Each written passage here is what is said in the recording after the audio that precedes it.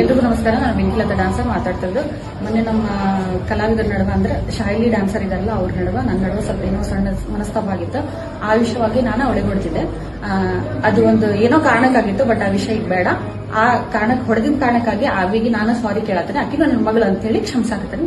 ಸಾರಿ. ತಮಗೇನು ಅನ್ಯಾಯ ಆಗಿದೆ ಮೇಡಮ್?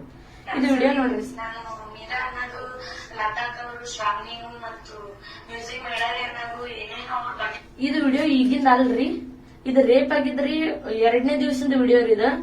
ನಾನು ಪೊಲೀಸ್ ಕಂಪ್ಲೇಂಟ್ ಮಾಡಕ್ ಹೋಗ್ತಾನೆ ಅಂತಂದ್ರಿ. ಬೆಂಕಿಲತಾ ಡ್ಯಾನ್ಸರ್, ರುಕು ಸಿಂಗರ್ ರೀ, ಮತ್ತೆ DJ ಮಾಂತೇಶ್ ಗೋಕಾಕ್ ಅವರು ಬಂದ್ ಹೊಡೆದಿದ್ದು ವಿಡಿಯೋ ಮಾಡಿದ್ರಿ.